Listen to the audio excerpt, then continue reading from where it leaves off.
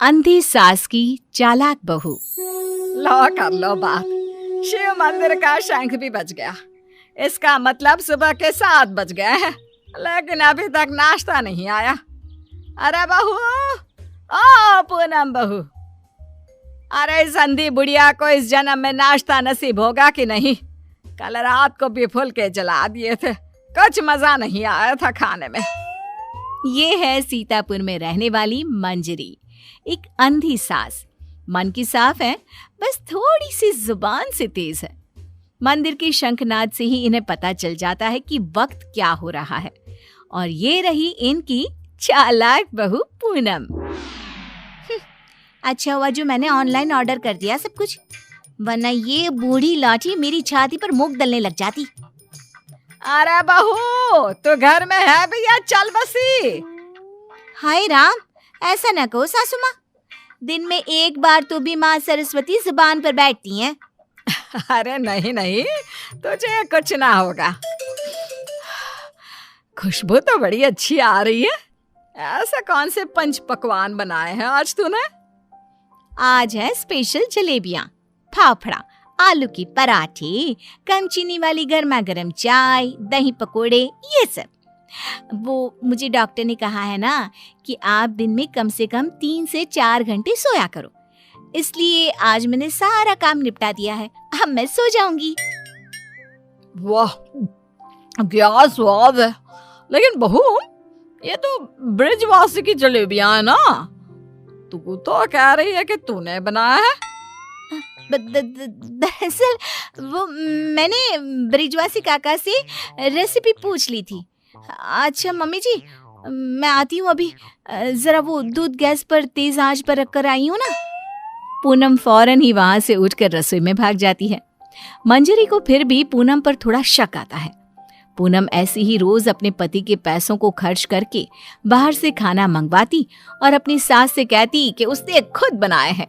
और उसकी बेचारी अंधी सास बहू के इस झूठ से बेखबर सारी चीजें मान भी लेती।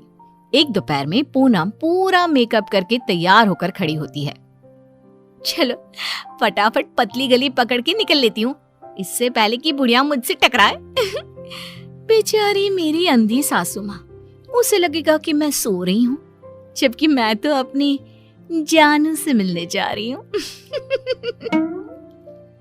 पूनम हर दोपहर को अपनी सास को बेवकूफ बनाकर बाहर अपनी बॉयफ्रेंड लखन से मिलने जाती थी, और आज भी कुछ यही प्लान था। ए जी ओ जी लो जी सुनो जी, मैं हूँ मन मौजी, करता हूँ मैं जो वो तुम भी करो जी। 1 2 का 4, 4 2 का 1, माय नेम इज लखन, सजनों का सजन मेरा नाम है लखन। लखन, तुम भी ना बिल्कुल एंटीक पीस हो। यार पूनम, हम कब तक ऐसे छुप छुप कर मिलते रहेंगे? एक तो मेरे पास कोई नौकरी भी नहीं है, वरना यह दिल वाला अपनी दुल्हनिया को खुद ही ले जाता। टेंशन मत लो, जब तक तुम्हारे पास पैसे नहीं आ जाते तब तक हम दोनों के लिए मेरा ससुराल है ना, मैं सब देख लूंगी। लेकिन तुम्हारे पति को शक वक हो गया तो? अरे मेरा पति तो मेरा दीवाना है, आंख बंद करके मुझ पर भरोसा करता है। उसके पास से घी निकालने के लिए उंगली टेढ़ी करने की नौबत तक नहीं आएगी। ओए होए, ओए होए, शुक्रिया मेरी जान, love you love you love you. I love you too. इसी तरह दिन बीतते रहते हैं। एक रात देवेश बहुत खुश अपने ऑफिस से घर लौटता है। माँ, पूनम, एक खुश खबर है। ऐसी खुश खबर कि जिसे सुनकर आप दोनों फूले नहीं समा पाओगे। अरे तो जल्दी बताना फिर। हाँ, इतना सस्पेंस मत बढ़ाओ। मुझे कंपनी में सीईओ का पोस्ट मिल गया है। अरे वाह, जुग जुग जियो मेरे लाल। अब तो एक बड़ा माखन का कनस्तर चढ़ाऊंगी भोग में अपने कान्हा जी को। वाओ, मतलब अब 2 गुना 3 गुना 4 गुना पैसा होगा और हमारी तिजोरी में साल की 12 महीने दिवाली होगी। वाह वाह वाह वाह, कांग्रेचुलेशंस देवेश। Thank you. लेकिन इस खुश खबर के साथ साथ एक और बात भी है। मुझे कल सुबह ही मुंबई के लिए रवाना होना होगा। बिजनेस मीटिंग है, लगभग 1 हफ्ते तक वहीं रहना होगा। क्या? ये तो कितनी अच्छी बात है। मेरा मतलब है कि आप मुंबई घूम भी लेंगे। कहते हैं ना, रात में मुंबई की सड़कें और नजारा काफी सुहाना होता है। वाकई में, ले जा इसे भी अपने साथ। अब मैं तो ठहरी अंधी। डॉक्टर ने कहा है रोशनी कभी भी आ सकती है, लेकिन मुझे तो ना लगता कि इस जन्म में आएगी मेरी आंखों की रोशनी। कैसी बातें करती हो सासू माँ आप भी। मैं भला अपनी सास को छोड़कर कहीं जाऊंगी क्या? अगर मैं चली गई तो आपकी सेवा क्या पड़ोस की मीना करने आएगी? देवेश, तुम आराम से घूम कर आओ और मेरे लिए एक अलग से सूटकेस भर के तोहफे लाना। इसे तो बस तोहफे ही दो, चाहे वो तीज हो, त्योहार या कोई और आम मामूली सा दिन। बस तोहफे तोहफे तोहफे। बिल्कुल पागल है ये। अरे, मैं तोहफे मांगू तो आपको क्या दिक्कत है? आप भी मंगवा लो ना। देख देख देवेश बेटा, कैसे कैंची की तरह तेज चल रही है इसकी जुबान। अरे आप दोनों शांत बैठ जाओ, मैं आप दोनों के लिए ढेर सारे तोहफे लाऊंगा बस। देवेश अगली सुबह मुंबई के लिए निकल जाता है। इसी बात से खुश होकर पूनम सोचती है, रास्ते का कांटा तो साफ हो गया है। अभी मैं चुपके से मेरे लखन को घर पर भी बुला सकती हूँ। इस अंधी बुढ़िया को तो कानों कान भनक भी नहीं लगेगी। पूनम अब रात को चुपके से पीछे के दरवाजे के जरिए लखन को घर पर बुला लेती है। अब जहाँ सास घोड़े बेचकर खर्राटे मारते हुए सो रही होती है, तो वो बहू की बात करने की आवाज सुनकर तुरंत उठकर बैठ जाती है। ये आवाज किसी आदमी की लगती है, शायद बहू के कमरे से आ रही है। लेकिन नहीं, मैं भी कुछ ज्यादा ही दिमाग लगा देती हूँ। देख रही होगी कोई भूत या फिल्म। अब तो पति नहीं है घर में, इसलिए रात भर ऐसे ही करेगी ना। लेकिन अगर कल जल्दी नहीं उठी तो फिर मैं इसके कानों के पास जाकर बर्तन बजाऊंगी जोरों जोरों से। ये सिलसिला रोज चलता है और मंजरी को रोज लगता है कि पूनम टीवी पर कोई फिल्म देख रही है। एक दिन जब पूनम बाहर होती है, तभी मंजरी सोकर उठती है और आंखें खोलते ही उसे सब कुछ दिखाई देने लगता है। वो अपने आसपास सब कुछ देखकर काफी खुश और आश्चर्यचकित हो जाती है। ये तो गजब हो गया, मेरे आंखों की रोशनी फिर से लौट आई। डॉक्टर ने सही कहा था, रोशनी कभी भी लौट सकती है। बहू, अरे ओ पूनम का चांद, कहाँ मर गई? देख तो अब मुझे सब कुछ दिखाई दे रहा है। अब तो मैं छड़ी का इस्तेमाल भी नहीं करूंगी और अब मैं रोज अपने भगवान जी को भी देख सकती हूँ। पूनम! मंजरी अपनी बहू को आवाज लगाते हुए पूरा घर तलाशती है, लेकिन पूनम उसे कहीं नहीं दिखती। तभी उसकी नजर तिजोरी पर पड़ती है जिसका ताला नहीं लगा था। इस पर वो जैसे ही तिजोरी खोलती है तो हैरानी से उसकी आंखें फटी की फटी रह जाती है। ये कैसे हो सकता है? जहां तक मुझे पता है, देवेश ने कहा था कि वो घर खर्च के लिए 25,000 दे के जा रहा है, लेकिन यहाँ तो उसका आधा भी नहीं है। जरूर ये पूनम ने पैसे अपने शॉपिंग पर खर्च कर दिए होंगे। पैसे को पानी तरह बर्बाद करती फिरती है। आने दो उसे, फिर देखती हूँ उसे। तब तक मैं अपने भगवान के दर्शन कराती हूँ। मंजरी मंदिर जाती है, अच्छे से दर्शन करती है और खुशी खुशी वापस घर की तरफ चल देती है।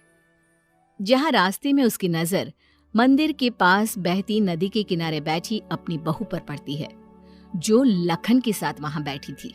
ये यहाँ क्या कर रही है और इसके साथ कौन बैठा है?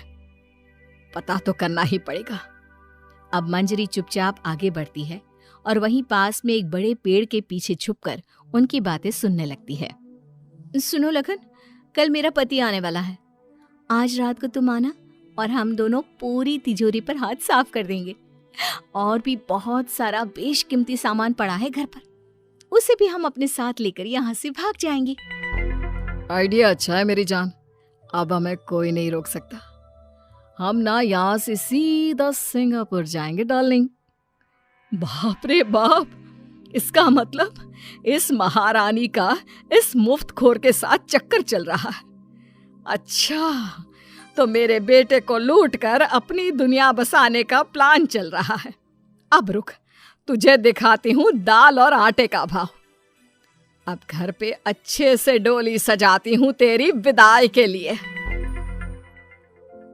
मंजरी वहां से चली जाती है और कुछ देर बाद जब पूनम घर लौटती है तो वो दोबारा उसके सामने अंधी होने का नाटक करने लगती है।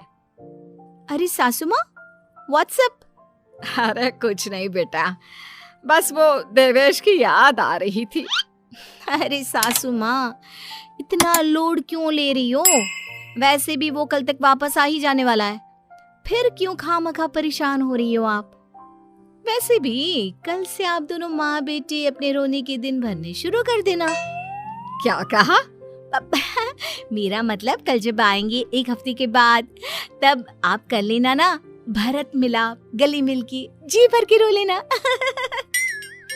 अच्छा, ऐसा कह रही है क्या तू? ठीक है, चल बहू, मेरे ना घुटनों में काफी दर्द हो रहा है, थोड़ा बाम लगाकर मालिश तो कर देना बेटा। और हाँ, 2 दिन बाद 7 पंडितों को भोजन खिलाना है, उसके लिए मसाले भी तो तैयार करने हैं। सिलबट्टे पर ही पीसना है उनको, घर के पिसे शुद्ध मसाले चाहिए।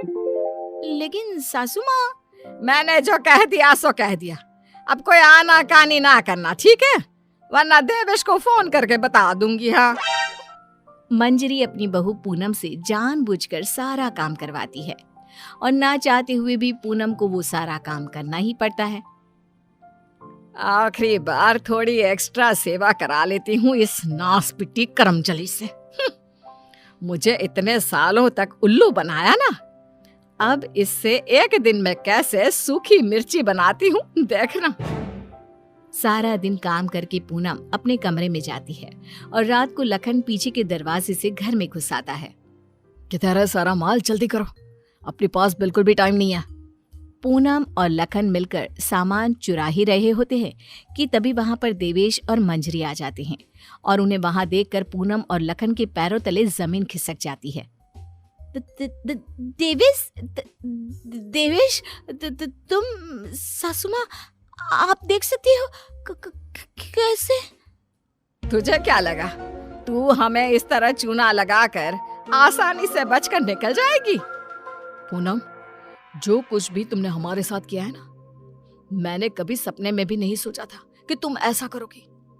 बहुत बहुत गलत किया तुमने। और तू लंगूर लखन, तेरी तो ऐसी की तैसी। बचाओ, माफ कर दो भैया, माफ कर दो। लखन हाथ जोड़कर खड़ा हो जाता है, लेकिन देवेश उसे नहीं छोड़ता। वो तुरंत पुलिस को बुलाता है और पूनम और लखन को फ्रॉड और चोरी के केस में अरेस्ट करा देता है।